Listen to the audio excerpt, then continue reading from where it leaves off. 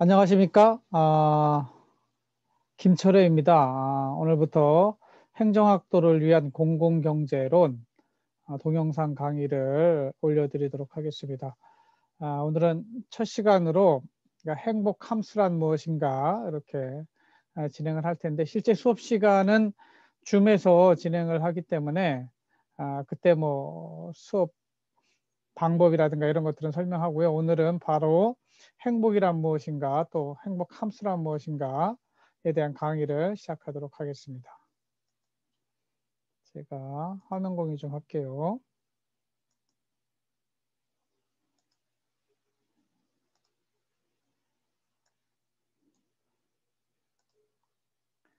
전체 보기로 바꿔주겠습니다. 저희 강의 제목은 행정학도를 위한 공공경제론인데요. 제가 모든 과목의 첫 강의는 이 행복 함수에 대해서 이야기를 하고 있습니다. 그래서 오늘 제가 다룰 내용은 행복 함수란 무엇인가. 그래서 일단 어떤 나라가 더 행복한가, 국민들이 어떤 나라가 국민들이 더 행복감을 느끼는가 하는 것이죠. 두 번째, 나에게 행복이란 무엇인가, 사전적 개념과 제가 생각하는 행복이 무엇인지에 대해서 또 설명을 좀 해보겠습니다. 그리고 나의 행복에 영향을 미치는 요인은 무엇인가, 그리고 네 번째, 나의 행복 함수는 어떻게 찾을까, 이렇게 네 가지 주제를 가지고 첫 강의를 여러분과 나눠보도록 하겠습니다. 첫째, 어떤 나라가 더 행복한가? 이 보고서는 World Happiness Report라고 2020년에 나온 보고서가 되겠습니다. UN에서 매년 World Happiness Report를 발표를 하고 있습니다. 여기 보면은 행복을 측정하고 또 행복에 영향을 미치는 요인들을 살펴보고 있는데, 행복에 영향을 미치는 요인은 뭐가 있을 거라고 좀 생각을 하세요? 1차적으로 많은 사람들은 경제적 수준, 즉 1인당 국민 총생산, 즉 소득을 말하는 거죠. 부자가 더 행복을 느낀다는 것이죠, 한마디로. 두 번째는 사회적 지지, 이거를 우리는 소셜 캐피탈, 사회적 자본이라고도 이야기를 하는데, 사회적 관계를 통한 안정감을 느끼고 있는가, 이건 공동체적 요소가 상당히 강하다고 볼 수가 있습니다. 세 번째로 건강한 사람이 더 행복을 느끼겠죠. 그 다음에 자유로운 사람이 더 행복을 느끼게 됩니다. 그 다음에 관대함, 사회적으로 좀 서로 용납하고, 그 다음에 불쌍한 사람들에게는 기부도 하고, 이런 문화가 있는 국가의 국민들이 더 행복감을 느낀다, 이렇게 볼 수 있습니다. 마지막으로 요거는 반부패 지수라고 하는데, 부패가 없을수록 국민들이 행복한 것이죠. 그래서 이렇게 6가지 요인들을 보면서 이런 것들이 다 갖춰져 있고, 이렇게 정말 암도 없고 그런 나라, 이거를 우리는 유토피아, 사실은 없는 나라죠. 최상의 나라를 유토피아라고 보고, 최악의 나라는 디스토피아, 이렇게 이야기를 합니다. 전쟁이 발발한 국가라든가 정말 지옥 같은 국가를 디스토피아라고 하죠. 그래서 디스토피아는 미래에 대한 부정적 평가가 최하위의 수준에 있는 나라들을 디스토피아, 아주 최상의 국가들은 유토피아, 이렇게 이야기를 합니다. 그러면 어떤 나라가 국민들 평균적으로 행복하다고 느낄까요? 요거는 절대치를 먼저 보세요. 요 7.8, 7.6, 7.1, 10점 만점으로 7.8이라, 그러니까 100점 만점으로는 78점, 76점, 75점 이렇게 따지는 거죠. 그래서 가장 행복하다고 느끼는 나라 2020 보고서에 보면 핀란드가 1등이 됩니다. 그래서 핀란드 국민들은 7.8점에 해당하는 행복감을 느끼고, 이 앞쪽에 10등까지 있는 나라들이 대부분 북부 유럽 국가들이 되겠습니다. 핀란드, 덴마크, 스위tzerlän드, 아이슬란드, 노르웨이, 네덜란드, 스웨덴, 뉴질랜드, 이거는 호주, 뉴질랜드 나름대로 행복감이 높습니다. 오스트레일리아는 요 밑에 있고요. 캐나다, 이런 나라들이 있고, 여기도 쭉 내려가면 미국은 6.9점, 7점대가 안 되고요. 전체 등으로 따지면 18위에 해당이 되고 6.9점에 해당이 되겠습니다. 그러면 우리나라는 요 등수로 따지면 몇 등이 될까? 등수를 좋아하니까. 또 절대치로 따지면 어느 정도 될까? 한번 상상을 해보십시오. 우리나라 사람들은 평균적으로 10점 만점에 어느 정도 행복하다고 느낄까 한번 살펴보면 보세요. 전체 국가 중에 61번째에 해당이 되고 절대치로는 5.8, 100점 만점에 58.7, 그러니까 한 60점 가까이 되는 것이죠. 그리고 우리나라 근처에는 일본, 페루 이런 나라들이 있고요. 위로는 뭐 포르투갈, 에콰도르 이런 나라들이 있습니다. 그러나 우리가 기억해야 될 거는 우리가 일본 사람들하고 비슷한 행복감을 가지고 있고 점수로 100점 만점으로 따지면 58, 9점 이런 정도의 행복감을 느끼고 있구나 하는 생각을 해볼 수 있는 것이죠. 그러면 가장 불행하다고 느끼는 나라들, 국민들이 불행하다고 느끼는 나라들은 밑에서 보면은 아프가니스탄, 사우스 수단, 짐바브웨, 루안다 이런 나라, 탄자니아, 예멘 대부분 이제 못 살거나 경제적으로 힘든 그리고 전쟁이 있는 그런 국가들이라고 볼 수가 있겠습니다.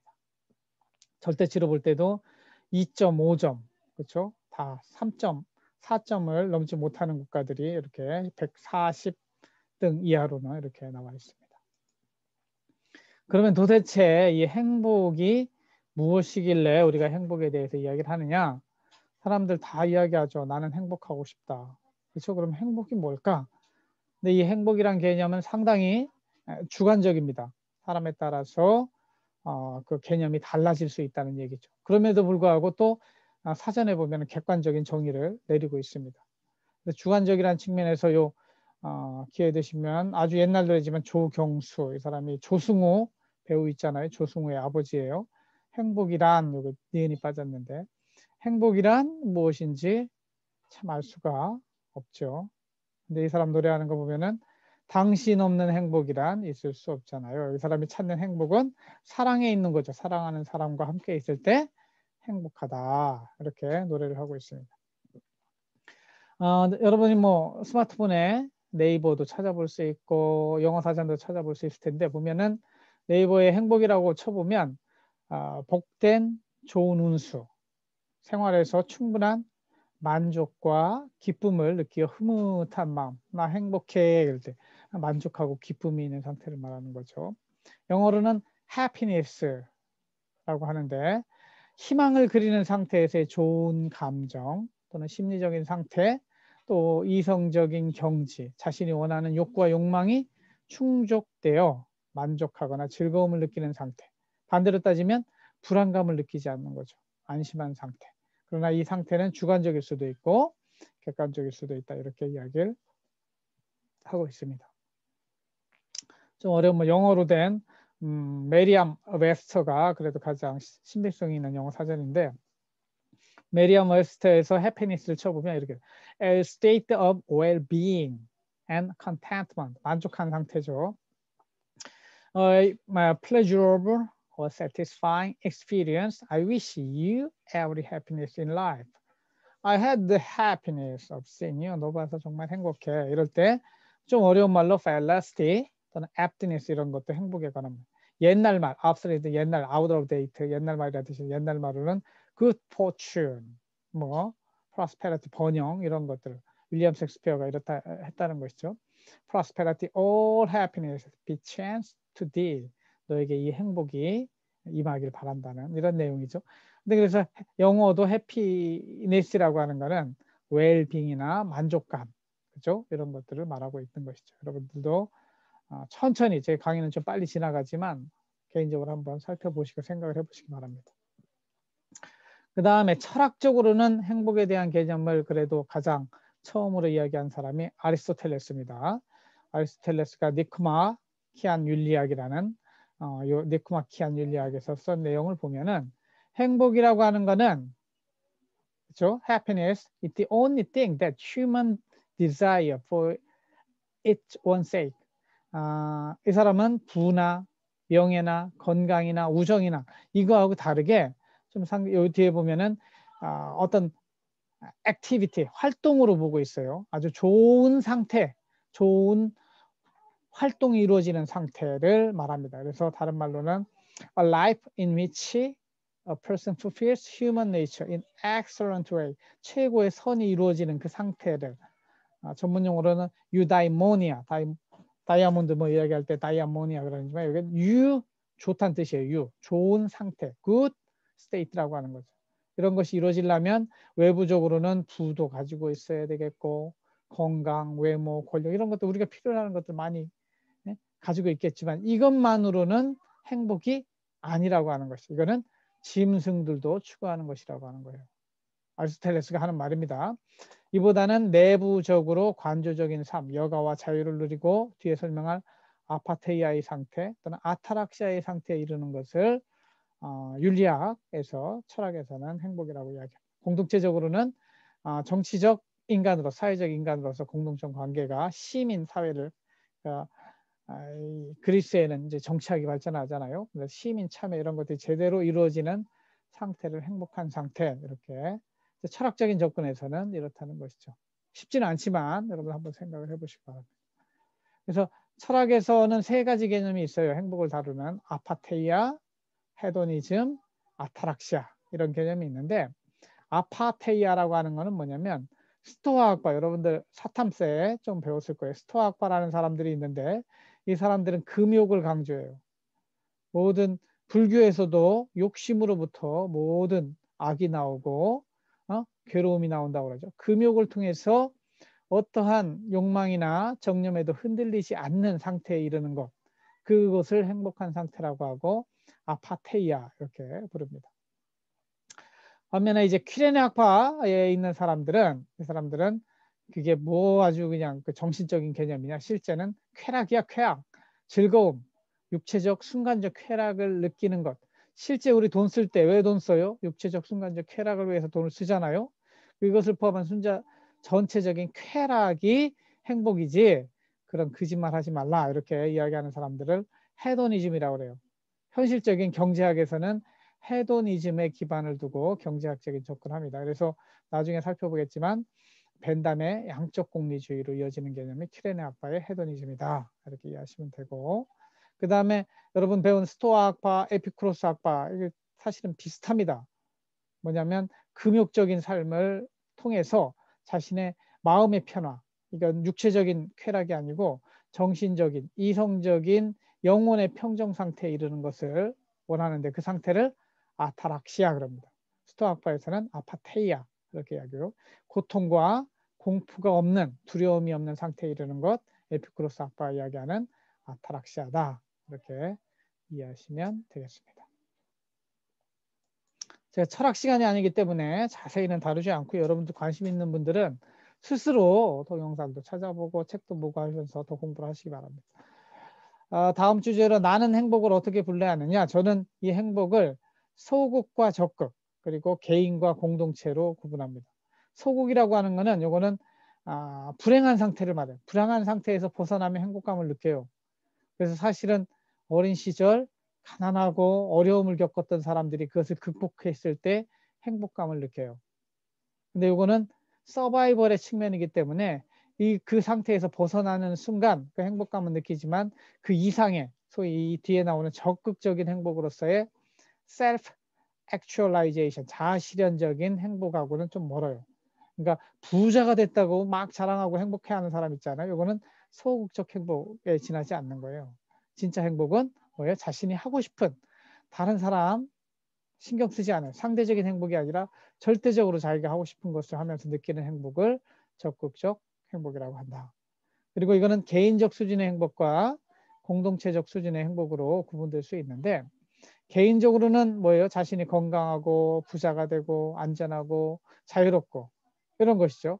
그러나 실제 인간은 창조되었을 때 공동체적인 존재로 창조되었기 때문에 공동체에서 소속감을 느끼고 그 공동체 안에서 서로 배려하고 서로 챙겨주는 가운데 사랑을 느낄 때 또한 행복을 느낍니다. 그래서 이거 개인적 행복, 공동체적 행복으로 구분이 될 수 있습니다. 그래서 저는 2x2, 2개 있고 2개 있고 그러니까 4개로 갈라지죠. 개인적이면서 소극적인 행복이 크죠. 이거를 제가 포션을 놨어요. 개인과 공동체를 기분할 때는 개인의 행복이 70대 30으로 큰 거죠. 소극적인 행복, 즉 불행에서 행복으로 변화되는 그런 소극적인 행복이 적극적인 행복보다 훨씬 더 좀 크다고 봅니다. 그래서 개인적이고 소극적인 행복이 전체 행복의 반. 그렇죠. 개인적으로 자유를 느끼면서 정말 가난함에서부터 극복된 사람들은 기본적으로 반 정도의 행복을 느낀다고 보는 것이죠. 나머지 행복은 소극적이면서 공동체 안에서 느끼는 행복, 또한 적극적이면서 개인적으로 느끼는 행복, 적극적이면서 공동체 안에서 느끼는 행복, 이렇게 해서 100점 만점을 구성한다고 볼 수 있습니다. 여러분들 이 매트릭스에 나는 개인적으로 소극적으로 얼마나 행복한가, 그리고 공동체적으로 얼마나 행복한가, 적극적인 이 매트릭스 안에 자기 점수를 넣어보시면 좀 나름대로 행복감이 나옵니다. 그래서 제가 해본 결과로는 어떻게 됐죠? 뒤에 나오는구나. 뒤에 거는 제가 나중에 살펴보겠습니다.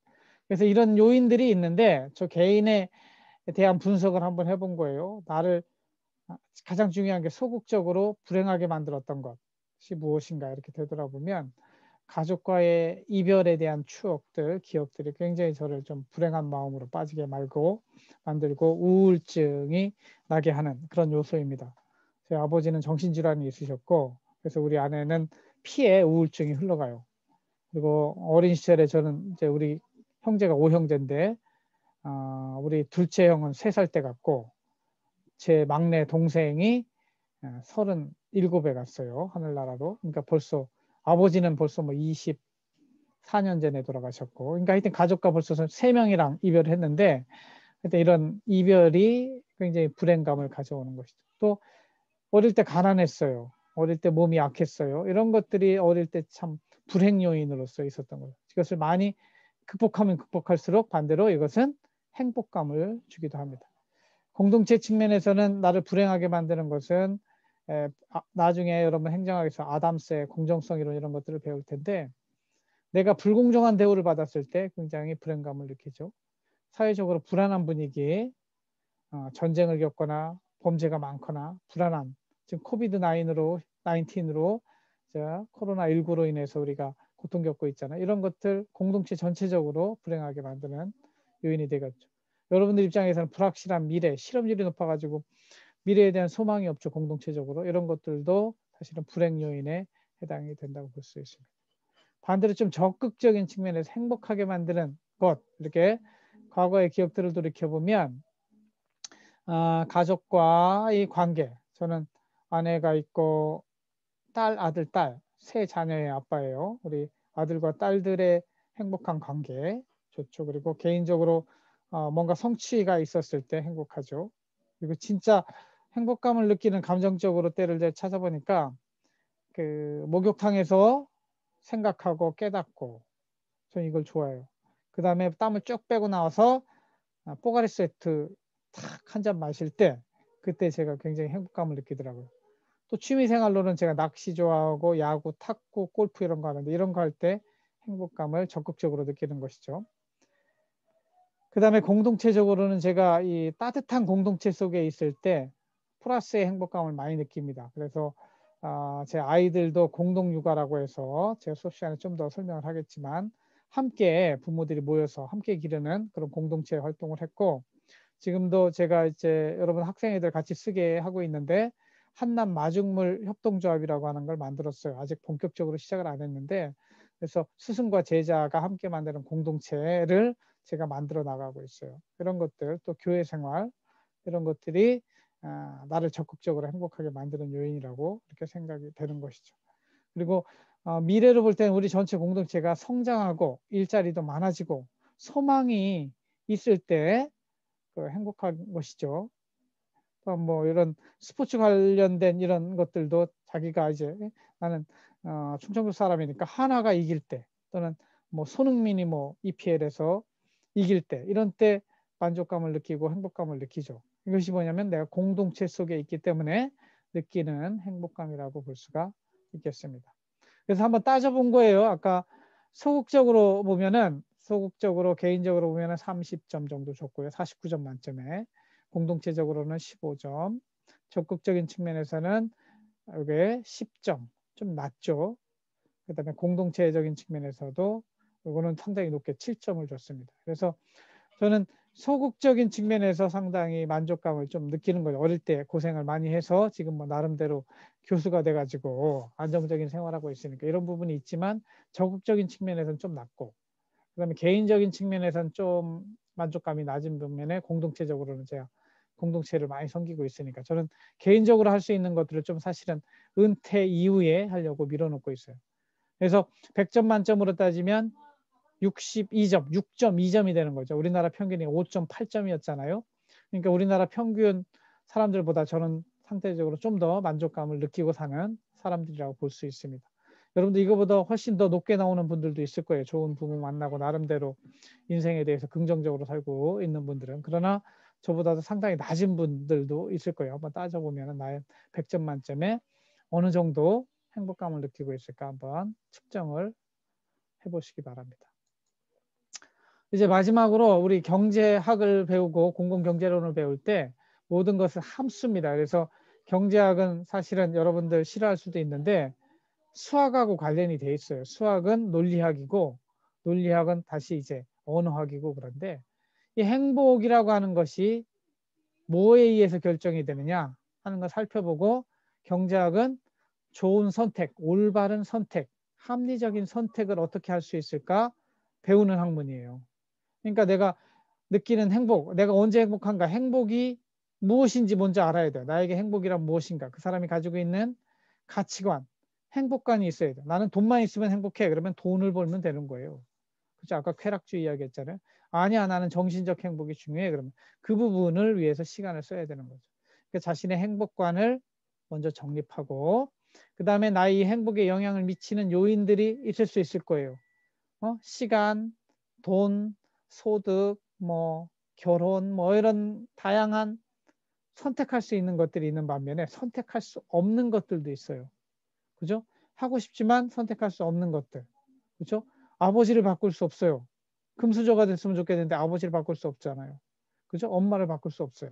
이런 것들은 꿈꿀 수 없는 것들은 좀 째껴 놓고 이걸 제약 조건이라고 하는데 내가 선택할 수 있는 것 중에서 최선의 선택을 함으로 인해서 좀 더 행복한 인생을 살아가는 것이 옳지 않겠느냐. 이게 행복 함수가 되겠습니다.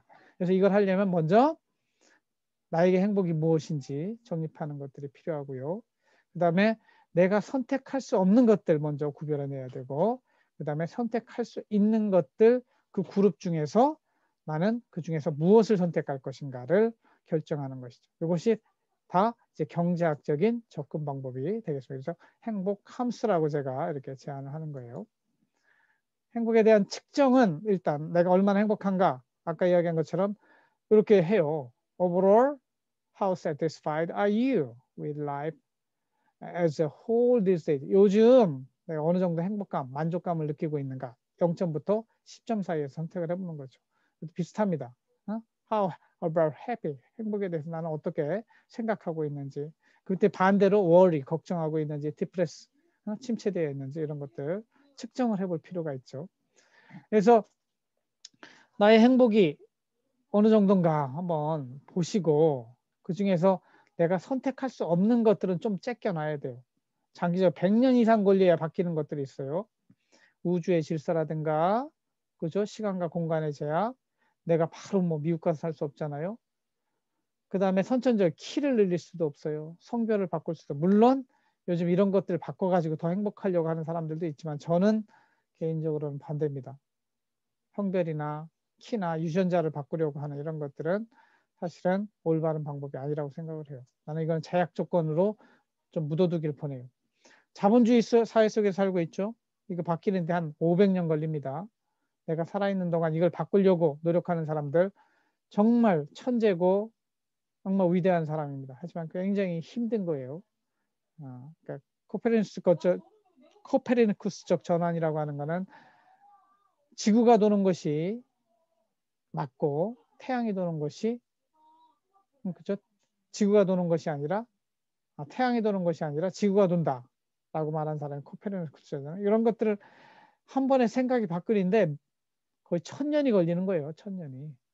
이런 것들은 좀 일단은 장기적 제약 조건 속에 놓고 내가 선택할 수 없는 것들이야 이렇게 분리할 필요가 있고 그 다음에 100년 안에 바꿀 수 있는 것들도 있어요. 그러나 나의 힘으로 단번에 오늘 바꿀 수 없는 것들이 있어요. 헌법도 법률도 정책도 쉽게 바뀌지 않습니다. 우리 행정학에서 다루지만 이런 것들도 일단 묻어두고 이런 제약 조건을 가지고 너무 씨름하지 말고, 물론 여러분 생각이 위대하면 저 제약 조건 가지고 씨름하는 것도 필요합니다. 내가 선택할 수 있는 것들 좀 먼저 생각하자는 거죠. 소득을 늘리고자 한다면 소득 증대, 건강을 늘리면 건강 증진, 관계, 사회적 관계, 또 내 취미 생활, 이런 것들 내 스스로 좀 더 행복할 수 있는 것들이 무엇인가를 정리해 보는 것이죠. 공동체적으로도 우리 안에 불합리한 제도들, 그죠? 불공정한 제도를 바꿔나가고 또 전체적으로 사회 경제적으로 성장할 수 있도록 공동체를 만들어가는 이런 것들도 나를 좀 더 행복하게 만들 수 있고 내가 선택할 수 있는 그런 요인이라고 볼 수가 있죠. 이런 것들을 분류해내 가지고 여러분들이 한번 행복 함수를 응용해서 먼저 자기 자신의 행복 수준을 측정해 보고 그 다음에 행복하지 못한 이유를 찾는 것들 필요해요. 개인적인 측면, 공동체 측면, 소극적인 측면, 적극적 측면에서. 물론 이것이 여러분 생각해보면 돈만은 아니에요.